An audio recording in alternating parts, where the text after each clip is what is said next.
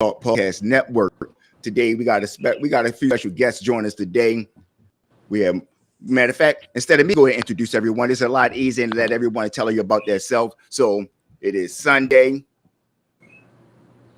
Miss Stacey, can you hear me? Yeah, I can hear you. Oh, okay, and it's going to be ladies first. How you doing today? I'm good. How you doing today? I am Stacey, CEO, founder of Vision Solution LLC, also a business coach. So that's a little bit about me. All right. Next up is my man Anthony.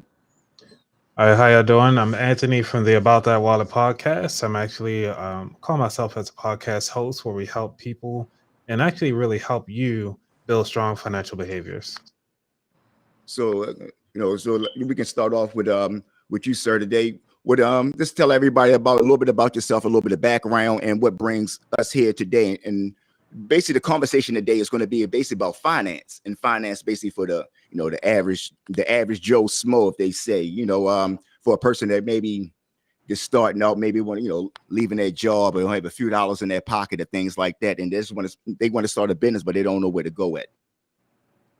All right. So a little bit of background is that I've been doing podcasting for about coming up on 3 years. And my whole focus of this particular platform was to bring the everyday person to help them, that really help you, for those of you who are listening, to take you to that next level, regardless of what level that you are at this moment in time. And one of the things that come across for everybody that I've interviewed so far on the show, just from an everyday standpoint, is to understand like, hey, there is a possibility. You just need to figure out how. And one of the things is getting into that mindset that, yes, it is doable for me and my family. Yes, we deserve, not so much a deserve point, but yes, I have the ability to achieve what I really want in life and take those chances of doing that dream walk.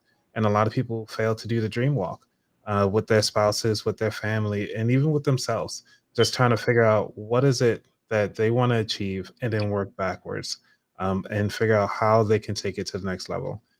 Might not be with the people that you're currently with. It might be that you might get rid of some people that you're with to take you to that next level. But if you don't mind, I would chime in just a little bit longer here. Just wanted to show that this book I really love is called Common Sense. It's a very thin book, so you should be able to finish this out so quickly. But it goes through just changing your mindset, understanding of paying yourself first, how to do time consistency, and ultimately make it a family tradition to take time out to understand money and taking yourself and your family to that next rung in the ladder. So I felt though, the reason why I brought you two guys on here today, because I felt as though it goes basically hand in hand.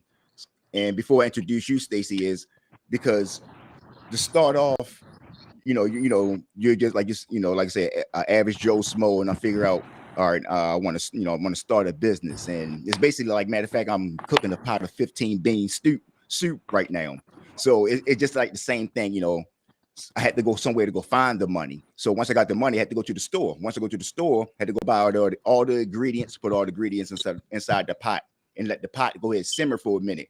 It's not going to be ready right now, but it's going to take some time. So now I got everything together. I got all my money together. Got my business started, got my LLC and everything. I might be doing a janitorial service or, anything, catering, things like that. So now I see my business may be moving a little slow, but I want to progress. I want to move a little bit faster. So the reason why, and that's one of the reasons why I brought you on here today, Stacey. So why don't you tell everybody about yourself and exactly what do you do? So one thing that I tell people is to, oh, I'm echoing. Give me Yeah, your phone is going out. Can you hear us? Can you hear me? Yeah, it's going out. It's just going in and out. It's a little choppy. It sounds like it's echoing. Can you hear me better now? Yeah, it's a little bit better. All right. If not, I'm gonna maybe grab some earplugs and see if that helps. Maybe. All right. So to answer your question, what I would tell anybody who's watching is to learn to use other people's money to scale their business. And when I say other people's money, what I is that once you get to a place in your life where you get your credit right, leverage your credit to scale your business. So let's say you have a 720 credit score and you just register LLC for the first time. You can go to a bank and easily get approved for a credit card. So now what you're doing is instead of you using your own capital, you're now using the bank's capital to be able to scale your business. Not only that, what I also teach people is when you get high level credit cards, how to max them out on the business side. So say I got a $20,000 credit card on my business, just from me registering my LLC, having pretty good personal credit and having a relationship with the bank. I go to the bank, I apply for a credit card. They give me a credit card for, let's say, 20,000. 0% interest for 12 months. So let me tell you what I'm gonna do. I'm gonna take the first $5,000. I'm gonna put that into account. I'm gonna set it on auto pay so they can pay the credit card back, and then I'm gonna take the other 20,000 and I can either buy a distressed property, wholesale it back to somebody, or if I have any type of business that I'm looking to invest in, I can take that money and invest in my business. Again, I have 12 months, 0 interest free, and then I'm gonna take some of their money and pay them back with their money while I'm generating revenue. So exactly. So to get to that, that point on, now, my credit score is like about, let's say, about the average person, maybe about 600, if you give it take. That's not even really, really, if you're thinking about it, that's not even like the average person, but my credit score is like about 600 or something. How would I be able to get my credit score to that way as though I can be able to go to the bank and get a loan? Because even though a lot of times, really, if your loan, if your credit about 700, it's still kind of hard to get a real loan, and depending on what bank you go to, or what kind of collateral and things like that you have. So what's the steps for me to take to get to that point where as though I can get my credit score actually kind of okay to be able to be considered for a loan? So a few steps that you take to get credit okay. Number one, you want to pull your credit. You can go to freecredit.com, give you a report once a year, or you can also use Identity. It costs probably $27 a month. You can there for your credit report, and then you want to look at all the issues on your credit report. If you got increase on your credit report, if you see my brother have the right to fix your own credit, got increase the right collection. You want to start working to clean up your credit. First thing I would tell anybody, if you get extra $100, invest in your credit, invest in a book to clean up your credit. And while you're cleaning up your credit, you also want to start adding unsecured cards to your account. Freerunnerreport.com. They give you 2 years of histories, and this is the ways you start building up your credit. Because again, like you said, if your credit, you can't go into a bank and give you a loan or a credit anyway. So you got to start with your personal credit first and building that. But you can still also open up an LLC while you're working on your personal credit. There's something called business credit as well. You can start working on building that up as well by vendor accounts, making sure you get your Duns and Brad, making sure that you have a website, an email address, right? These are some things steps you can take to start building up your business credit as well. But when it comes to personal credit, what I would say, either get a book to fix your credit. You just put one up. I have a book as well that's out there that people can purchase, or you can do some Googling, but you want to clean up your credit first. But again, if you have a couple extra $100, be willing to invest in yourself, because your credit, once you learn how to leverage your credit, the game is a game changer. Is Stacey, that's some great information. It's coming in real choppy. So I want you to we're gonna shoot over to Anthony for a second, because I want you to come back to what you were saying, because what it was sounding like, it was some real great information, but it's coming in real choppy. Because all right, so I read your bio, Anthony, and so basically, like, me and you basically basically came up on the same path, kind of, sort of. So like for you and I, credit, not as good and things like that. We striving to try to get things a lot better. What was some of the steps that you took to better yourself financially? All right. So when I sent you a little bio, I have most of my listeners know that my credit score actually dropped down to 324. I didn't even know it could get that low first off.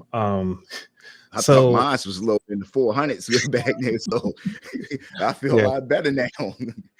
they sent me a letter. They was like, yeah, we're gonna drop your credit score because, well, we're gonna drop you as a user because your credit score has gotten to 324, and I didn't even know. And one of the things that the very first thing I did was to freeze my credit report. The first thing that was the first thing I did. Secondly, I went on and called each of them up to say, hey, I'm going through financial hardship. I cannot pay the minimum payment for any of these particular credit cards. Then they put me on a payment plan. And okay. And one of the things that once I had turned told them that I did not have the money to actually pay them on a monthly basis, they actually put me on a payment plan. That payment plan lasted for about 4 years, and that meant that I had to only pay them about $40 a month. With that $40 a month, I was able to go ahead on and start paying them the minimum, which is what they required, which is just the $40. And then I just paid that. But then I started listening to Dave Ramsey, and Dave Ramsey had this snowball method. I never heard of it, which means that you take the lowest payment down to the highest payment, regardless of the interest and so forth. So I started trying that out, and that worked out. Because what I did was instead of paying all this extra money to them, to the other credit cards, I took a big chunk and started paying off one credit card at a time. Even though I put them on a payment plan, I just started to save the money that I was going to pay the other credit cards to the lowest one and started knocking them out. Now, granted, doing it that way also told them that, hey, you're at a high risk. We're going to close out these credit cards. Once they paid off, they consider paid in full. But when your credit is going to be showed off that it's paid, that you closed it. And I was like, that's fine because I don't plan on buying anything anytime soon. Knowing that anything that's being reported as a hard hit on your credit will come off within about 2 years. Now that's only if they do hard pulls. And that's the reason why I froze my credit first because I did not want any hard pulls directly from the lender. So to make sure that also in case nobody else don't want to steal my low credit scores, I'm trying to build it up. Yeah, But I it's was a also a victim. trick too, as well, right? Can you Mhm. guys hear me better? Yeah, Yes, a lot that's better. better. Okay.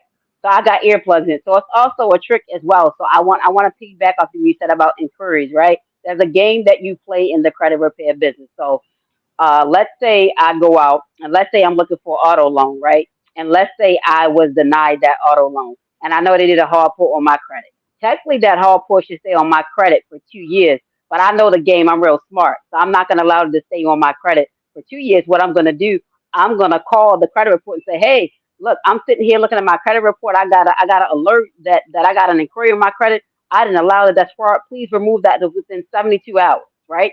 Experian is one of the ones. They will move within 72 hours. Now, Equifax and TransUnion, they might say, okay, Stacey, I need an FTC report, right? So that's nothing but a fraud report. You will make a copy of that fraud report, and then you will pretty much mail that off to Experian, and you would also mail it to TransUnion. Within 30 days, those inquiries will be removed off your credit report. So again, there's games to play in the credit repair business industry that unfortunately a lot of people in our community don't know a lot of this stuff.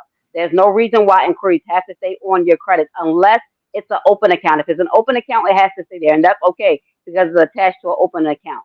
But if it's not attached to an open account, move them inquiries off your credit report. I just gave y'all some free game now on how to do it. You got to. It's nothing but a simple. It's a simple. It's simple as a call, and you saying, "Hey, I need to speak to the fraud department." Somebody get a phone. Hi, how you doing? I hope you're having a good day today. Right? You want to be real kind to them.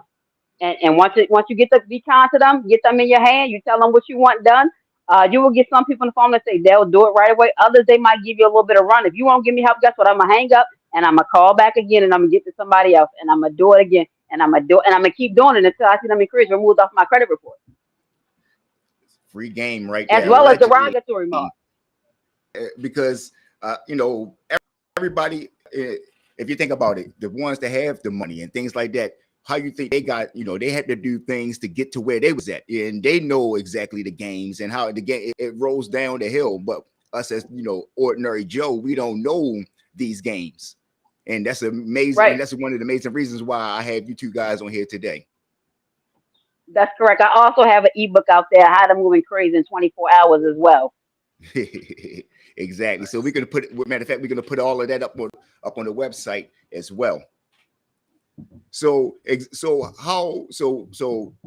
we're gonna go back for a little bit, like we're saying about with the credit. So we're trying to, so now we're building our credit. We got our credit on up, and now we at maybe about 700, 720. I'm about to go to the bank, try to get a loan. I got a loan now, so I had a plan, but I really don't have a plan. I know I have this money, but I really don't know exactly what I want to do with it, because I want to take my business to the next level, but I don't know what I want to do to get my business to the next level. So what, Anthony, what can we do to get our business, back to the next level, and how can we keep our finances from pummeling down as well? All right. So this part of the session is pretty much understanding that, hey, that you already have control over your finances. You have to already have that mindset that you're disciplined with your money, because one, taking out a loan requires a risk of taking time to pay that back. Or even if you're going to pay it back, because most businesses, they go out of business. Oh no, we don't know what happened. And then you just run away. So those things, those possibilities happen. We had a president who did that constantly. So keeping that in mind, that you already have the know-how and the behaviors, strong financial behaviors, that you don't feel like it's too risky, is one of the things I will ask you first on how big is the loan. Secondly, would be, can you use a credit card to do that? Thirdly, because like Stacey mentioned earlier, I know it's a little choppy earlier, which is the 0% interest for 12 months. Like, so if you have, with those inquiries, if you can get up to at least maybe 10 or 12 credit cards, or if you can get up to about maybe 200,000 in credit cards limits, you can actually do the 18-month no interest using those credit cards to buy the property, refinance the property out within about 6 months, and you paid all the creditors back. You keep the building, and now you actually can refinance that to your business name if you want to, or even yourself. So these are some of the tips and tricks, because it goes beyond. That's why I said you just taking things to another level when you start incurring different risks, and the risk and the reward. I know, Stacey, you got a lot on that one, so I'm gonna let you take care of the rest. So the first thing that I would say for anybody who decide they're gonna get a loan, what I would tell you first of all is, don't ever take a loan until you have a plan for it. Because again, with loans, the interest rate can be a lot higher compared to a credit card. So what I would say for anybody who's trying to scale your business, do you have a business plan on how you're gonna scale your business, right? What does scaling look like to you? Is there a master plan in place? Once you get your plan in place and you think it makes sense, then I will go out and get the money. It's no purpose in getting the money if you're not going to do anything with the money, whether it's a loan or it's a credit card, let's say with um, 18-month interest free, right? So let's say you get into the 12th month and you still haven't had a plan for the money. You then waste 12 months of interest free. So again, what I would say for anybody when it comes to being financially fit, you want to make sure, number one, that you have a business plan. Sit down with a consultant, sit down with somebody who can help you get an idea of where you want to take your business at and how to get there. There's so many different businesses out here, but the question is, how do I get to that next level, right? It's like, how do I get to that next level in business? Like with my business, I have government contracting business, right? So what I do is I sell services to the government, right? And I know this year I said I was going to scale my business to having I want at least about 45 employees by the end of the year. So for me, I already know what that takes. That means I got to show up at seminars. That means I got to keep showing up at podcasts. I got to keep showing up, because that's how I'm going to scale. And I got to build networks of subcontracting opportunities. I have 3 new ones this year so far. I got to continue to build relationships, because when I build relationships, that's how my business scales for me. But everybody's business is different. So again, having a business plan in place, having that projection of financially, where do you see your business growing, would help you get an understanding of what you need to get done and how much money you're going to need. But for me, I wouldn't take no money until I know what I'm going to do with the money. Because again, you have to pay that money back. It's not free. Exactly. And can I piggyback on that? Because one of the things is, it goes back to what you said, putting things in the pot, you getting your ingredients. I try to use this scenario as, most people won't go to the grocery store until they, like, when you're trying to build a pie, you don't even know. Um, you can just buy all these ingredients, but if your goal is to make a pie, then you go out and get you know what to do with the crust. You know what you're going to do with the filling. If you're going to use apples, if you're going to use peaches or whatever. So, when you see people when they go get a new job and then next thing you know, they broke, it's because they don't know what to do with this new finances that they just accrued because they don't have a plan for it. I just love what Stacey said there. And I just wanted to add on for us a different scenario that um, when you think about it in the day-to-day activities like making dinner or making a pie. That's all. Exactly. And it is great that you touched on that, because a lot of people, you're thinking about, you have this money and you just want to jump out there. Oh man, I got $100,000 loan. I'm gonna go out there and be fly. I'm gonna go just jump out and do this and jump into this business. And you didn't have a plan. And you, like you say, you have to have, got to figure out, you can't just be on the fly, because 18 months will go by just like that. So within the 18 months, you should have been already thinking about the 18 months, maybe a year ago or 2 years ago or something like that, three moves ahead. But what give you this, what give you those, that mindset and that steps for you to take these, I'm just going to go take that next step and just go ahead on and work on my credit and try to get a business and things like that. So what took you, what happened for you to say, man, I'm just tired, I don't want, keep on working from my, my 9 to 5, getting that, average dollar and things like that. I want to work on my credit, work on myself, and try to be, better my life and for my kids and things like that. So, what was it for you?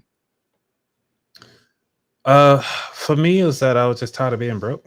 Because one, I was already. There you go. Interview gone. We gone. That's it. People go out for lunch, and I was like, man, I would like to go out for lunch too.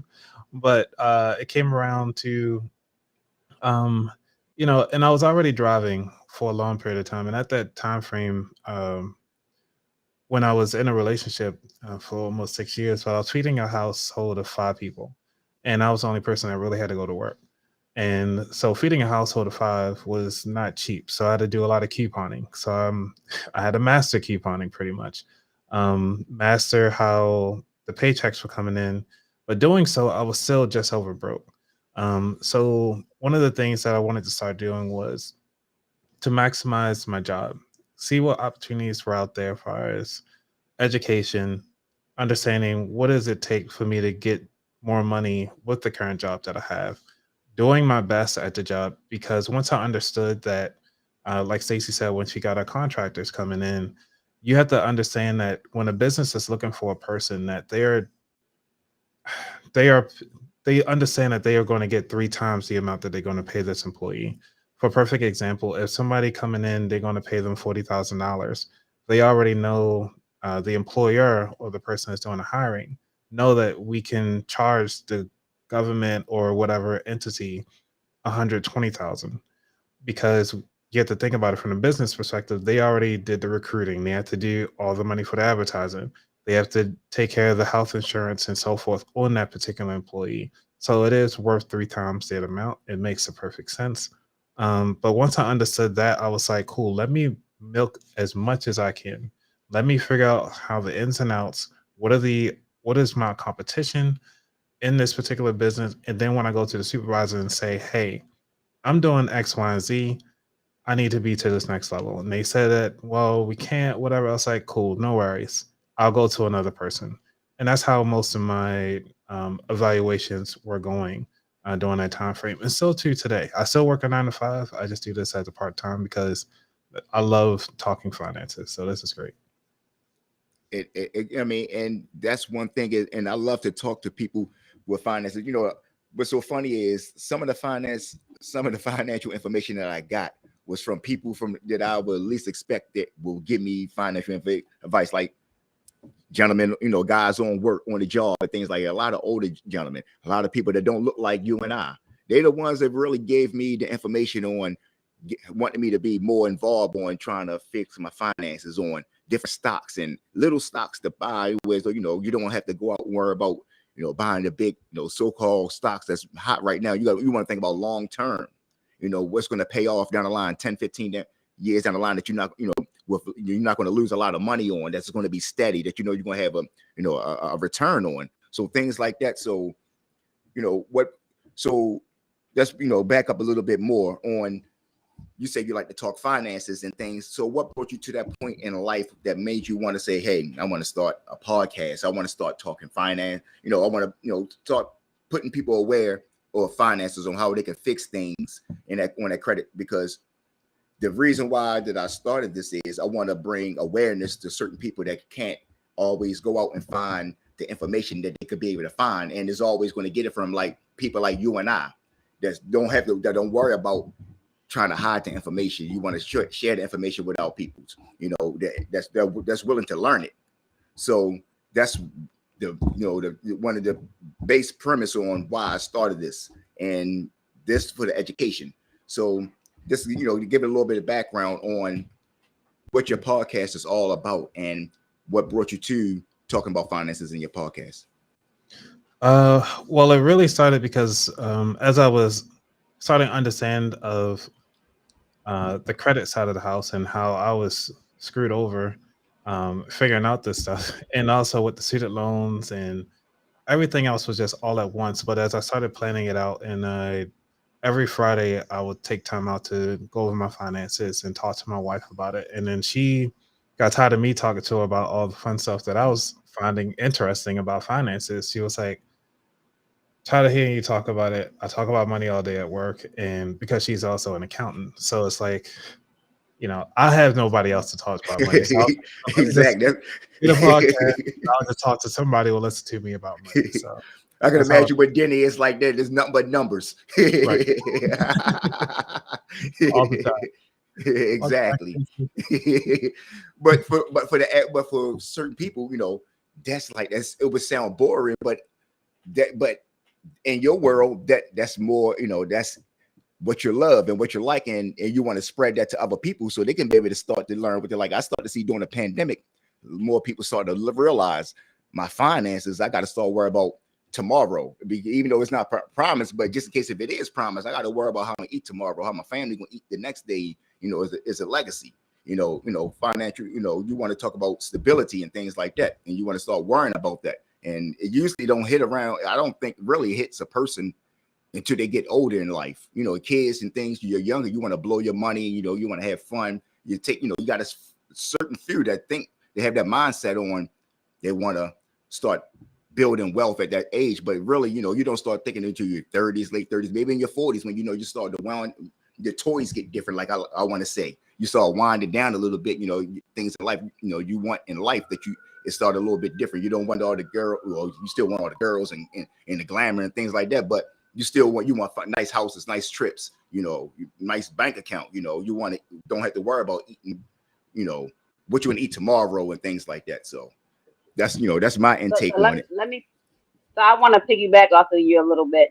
So biblically it says train a child in the way you wish for them to go, right? So I think for our community, I think we got to start when they're young, just training them up just with the basics of, hey, well, here's your debit card. Okay, I gave you $20 for the week. You only can spend 10, and I need you to save 10, right? So if we start planting that in our kids' head when they're younger, I think they'll have they'll be more aware of their money management skills. Like for me, when I came out of high school, I already started working on my credit because the school that I attended, we started talking about credit. We started talking about being financially fit.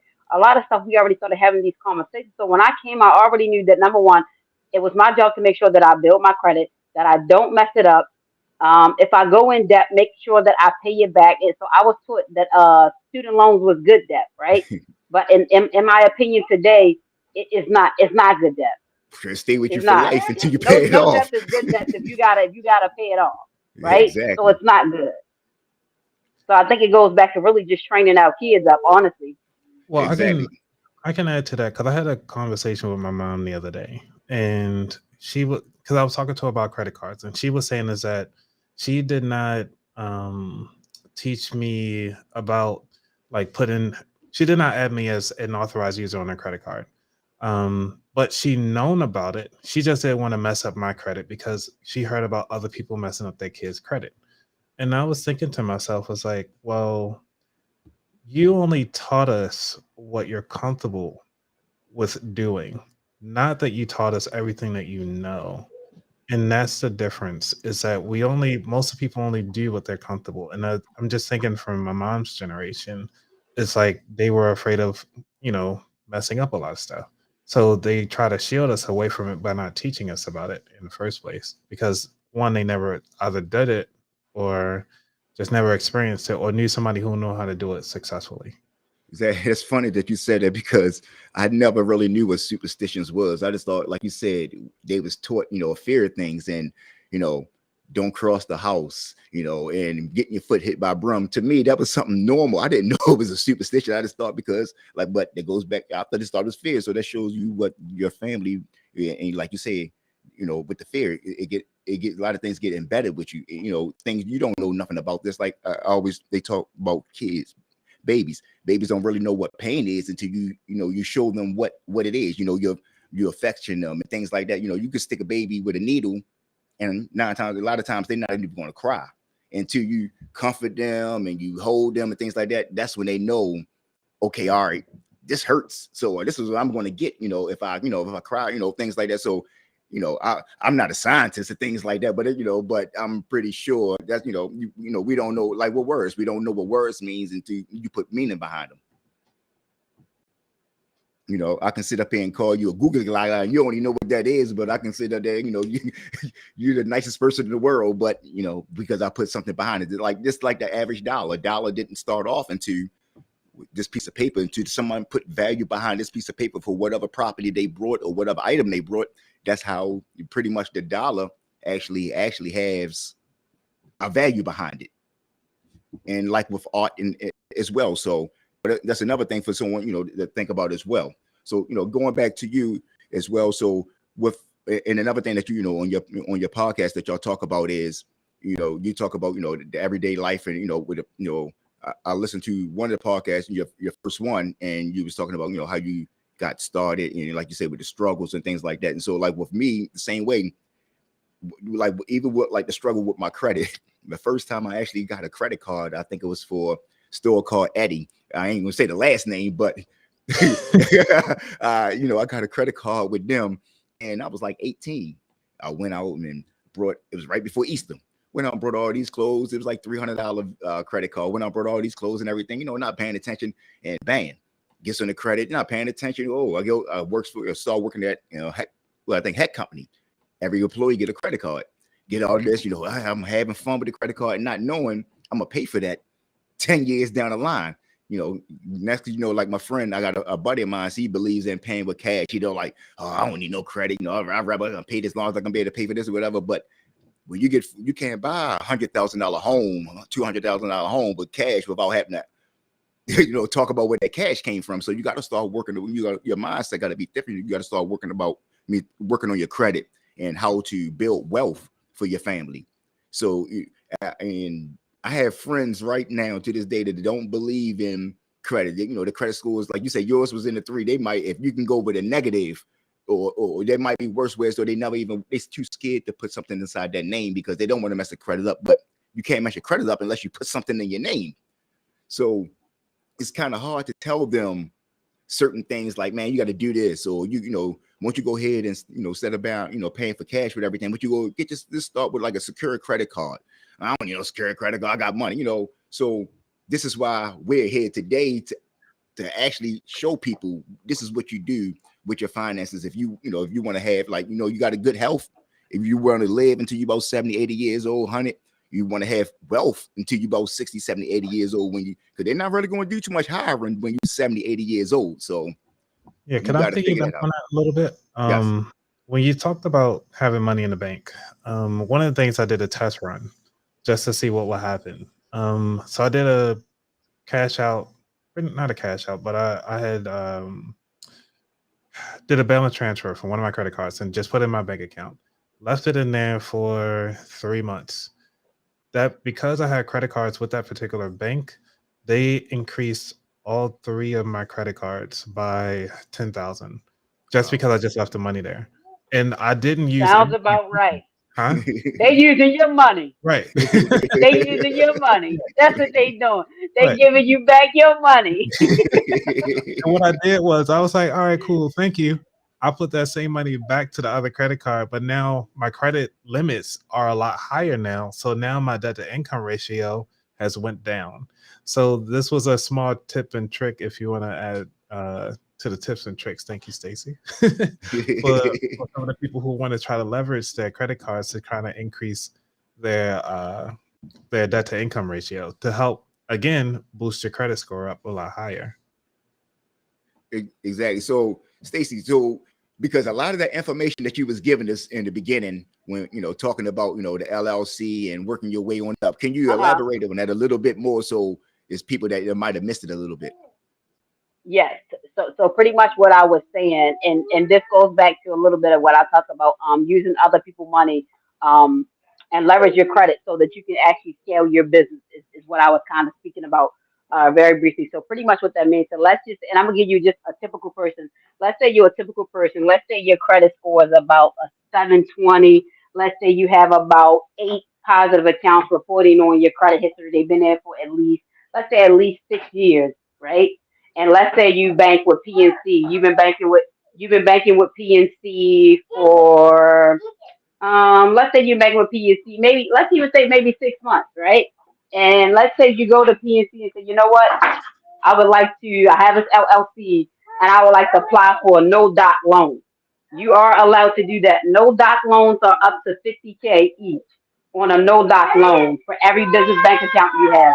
That's called a no doc loan. Up to $50K you can get on each one of your businesses. Up to $50K. But again, it's about having a relationship with the bank. It's about having fairly decent credit, and not even decent, but having good credit. So that's when you're able to leverage your credit to make money on your business side. And the cool thing about on the business side, whether it's a credit card or a loan, the utilization is not reporting to your personal credit. And you can max out a credit card and it not affect your credit score. So that's the plus about building business credit and starting a business. There's so much power in having an LLC. Even if you let your LLC sit for years and never do anything with, that's called a seasoned LLC. You could sell an LLC to somebody else and they're going to buy it because it's an age corporation. Banks want to see that. They want to see, oh, you've been in business this long? They want to see that. It's so funny there were some tips that I was given before. I still got like 2 LLCs that's still sitting out there that I haven't used in maybe about 4 or 5 years that I haven't thought about that. But I'm glad to hear you say that. So if you haven't used them in 4 or 5 years and your credit is decent, guess what I would be doing? If I know what I'm gonna do with the money, I would be going straight to the bank and say, hey, I would like a no doc loan line of credit. Here you go. That's what I would be doing. Or if my credit is good, I'm gonna be taking each one of those businesses that I had. I'm gonna be applying for credit cards. That's what I'm gonna be doing. But there's power in having an LLC because you guys talk about generational wealth, right? So I'm gonna tell you that this is what I believe with generational wealth. The only way that you can actually fully lead generational wealth is if you own real estate. Real estate is the true way for generational wealth. Any of these big people in the industry, all of them own real estate. Yeah, because even with the sanctions that's happening with Russia, a lot of the Russian billionaires are actually trying to look for real estate inside the U.S. right now, but everybody's blocking them.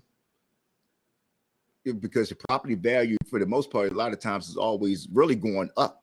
And you don't really, you hear, it takes a while for, I guess, in neighborhoods for property value to go down.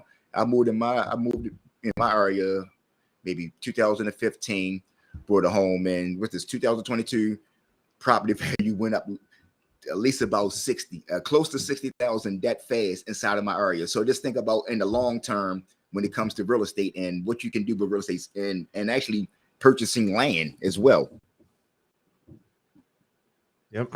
And that's one of the things, back to what do you want to do with the money once you get it? Exactly. So you got to have these, these conversations with yourself on, you have, start with fixing your credit, having a plan while you're fixing your credit, because there's no reason to fix your credit and don't do nothing with it. Having a plan while you're fixing your credit. And then once you get the credit fixed, you execute that plan once you get that loan. And once you get that loan, then you want to figure out, okay, now you're here, you have the business, and now you want to take it to the next level, or you want to sustain that same type of income or make it a little bit more. I mean, I don't think nobody else will want to stay at 30,000. The plan is at least to get to 60, and then from 60, so on and so on. So you gotta, it's playing chess, not checkers, but you want to play chess. You can play checkers, but you're not going to last but so long. It's going to get boring. You're going to move all over the place now. What you going to do after that? You want to sit down and you want to actually sit there and think about what you want to do in life. Makes it more interesting. You're using your brain, figuring out what you want to do. And then how you going to change that to the next generation? Exactly. Because granted, I know we only talked about credit cards at a high level, not talking about like maximizing your credit cards and actually doing more credit hacking. Because now that you at a point, just going by the different levels that we're talking about here, is that once you have your credit cards paid off, and now it's starting to play the credit card game, which is where you start doing, are you a points person or are you a cashback person? I'm a points kind of guy, so I like doing free trips, free hotel stays. Some people like cashback because they want to use it for investing. And so you can run the gamut on how you like it. But again, back to Stacey said, you got to have that plan before you even apply for the credit card. So and for me, I like traveling because if I want to travel to Europe or UK for some odd reason, I'm looking for an American Express card that will take me over there because they have transfer points to United Emirates, so I can get over there for free, first class, or even business class. It don't matter, so I can get my wine and everything like that. But some people just like the cash back because they was like, wow, the market's going down right now. I got a lot of stuff I need to purchase anyway for the house. I need to get but like how Stacey was saying, if you have the LLC, just put the house in the LLC. And then because you're running everything that you purchase is actually you can get a tax deductible on it. And so you're paying yourself back twice in your taxes, plus with the credit card. Plus you're just getting all this money coming in. It's like a win-win. Once you understand your risk and your game plans fully out. Me and Stacey, you just hitting it all over the park today. I have to say thank you. Your sound when it comes to using credit cards, right? So I agree in getting points and cash back. That's why I think credit is better than debit, because I always give people this scenario, right? So let's say if you got a debit card, right? And let's say somebody stole your debit card and they took $10,000 off your debit card. You call them back, they will say, okay, we'll invest it and give us up to 45, 60 days. Now, if you got a credit card and the same thing happened, they can be like, okay, let me put the money back. You know why? Because it's their money somebody stole. So that's why I always say I believe credit is better than debit. It's great to have your own money, but credit is better than debit. Yeah, because you're using your own money and you're not getting nothing off of it. You might be able to, one of my debit cards that I used, to purchase like everyday things is it gives me actually stock in whatever business I use that card in. So it's little penny stocks here and there. Stash. Free plug Stash if y'all out there. Okay. So they actually give you little stocks here and there depending on the size of the on whatever money you spend. So even if you go to your little grocery store, to the corner store, you'll look at your invoice, you'll see whatever company owns that transaction or whatever machine they use, you'll purchase stocks inside of that company as well. So just a little tip for the average person that don't know anything about stocks, but that's something, buying stocks and certain things that you like, and you can control on the money that you're putting into it. And then I think also they match you or something like that. So just a little bit, just a little thing. Yeah, you gotta plug that in the show notes. You know what? Thanks a lot. I surely will, because I've been using them for the past about 4 or 5 years now. So yeah. Might as well get your affiliate link. Another way to cash flow your income instead of wasted opportunities. I mean, you're using it, you love it, you just talked about it. Why not get a little piece of the action on the back end? Exactly. Why not? I mean, everybody is, what they say is the great American way. Exactly. I wish I had some apple pie right about now. Please don't do what American pie movie date. One of Don't my need to- favorite ones. Oh man, to me, I don't know between the first one and I think it was when they the reunion. That was hilarious. Those two are my favorite. Definitely. Exactly. So, Anthony, so what do you have going on right now? Well, Any new projects coming up, or any new, anything coming up on the next episode of your podcast? Well, the next episode, because I don't have any guests lined up, so this one is just kind of, I don't have it planned out yet. I do have some things I want to talk about, because I have a list that I need to plan out, and I just need to pick one off the list. But far as overarching, by the end of this quarter, which is by the end of March, I do plan on having a subscription set up and my Discord account set up, and then lastly, having some not really courses, but more so one-on-ones and also group financial sessions. I'm gonna be planning those out and doing them by tiers, because sometimes you just need to reach people where they are, and you just gotta go from there. Exactly, and that's the best place to do it, is to reach them where they are. And it's why I named my podcast "StreetZ Talk," because the streets actually do talk and they do listen. You just got to go there and talk to them, and that's why politicians during that time they come to the streets. You don't see them no other time, but they come to the streets when it's time to talk and they want to listen. You don't say they're going to do anything about it, but they want to listen. So with you, Stacey. So what do you have going on, and exactly? Get in a little bit, because we couldn't really get into what in the beginning what you go in, what you do. What do you have coming up, next projects and things like that, and actually what do you do?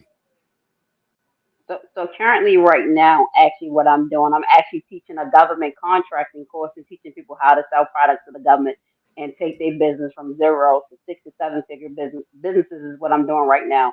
So full time, what I do is I am a government contractor. I also contract out to the government. That's what I do full time. Outside of that, I also teach people about business credit, building up their business credit profile, and I also help people get funding for their businesses as well.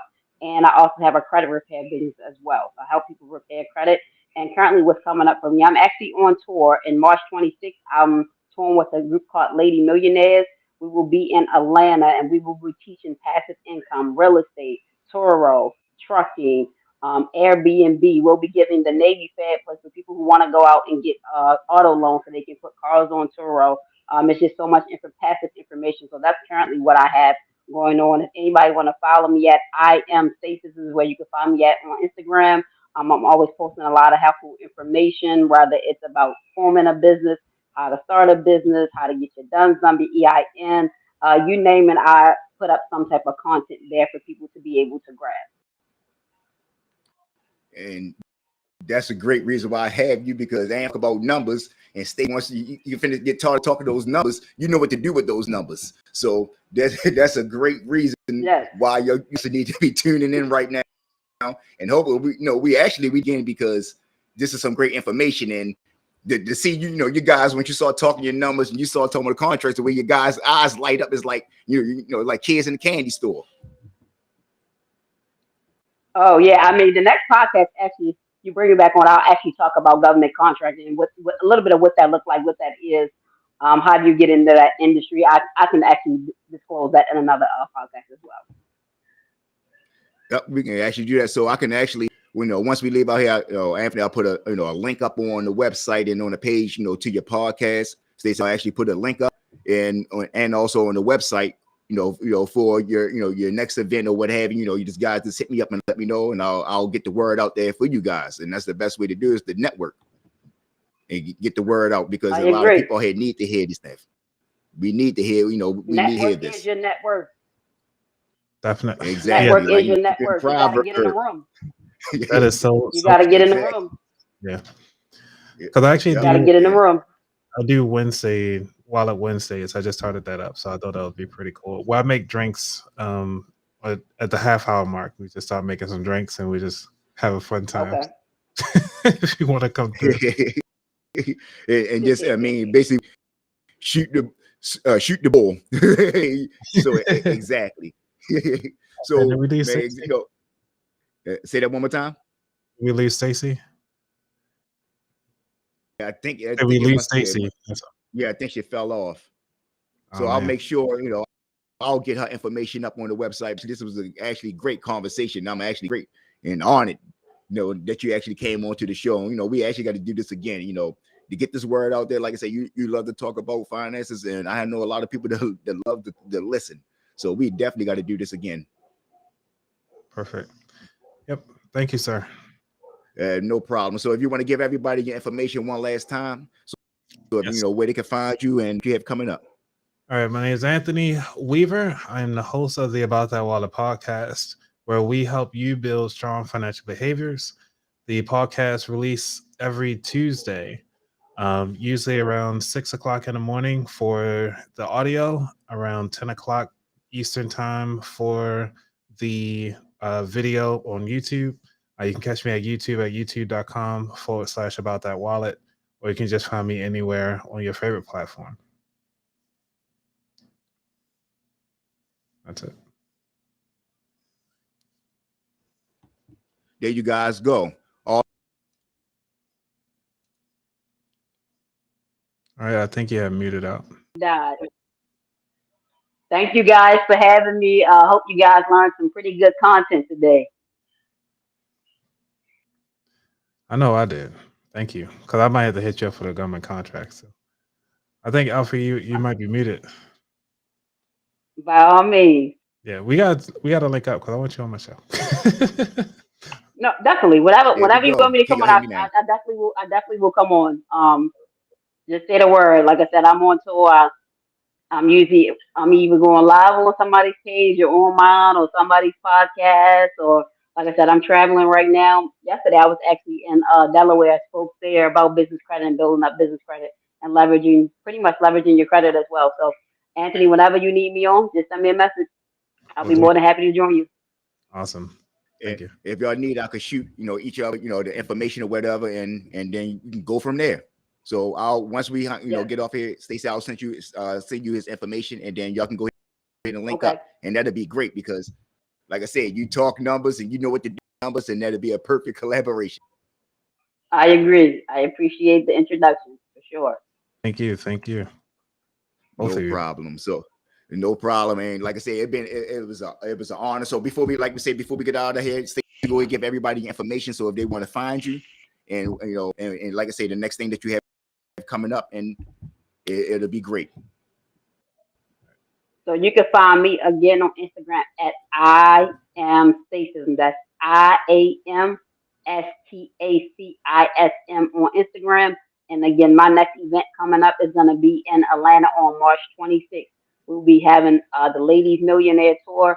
We'll be teaching different types of passive income. So that is my next event coming up. I'm also looking to do something in Baltimore as well. Anthony, maybe we can all maybe do some collaborating as well, because I definitely would love to do some type of seminar right here in Baltimore as well, even for our youth, because again, they need to know finances as well. So that's my upcoming event. And again, you can find me on Instagram at IamStaceyism. There y'all go. Stacey, I'll definitely try to be there. For me, it's Anthony at About That Wallet. Anthony at About That Wallet.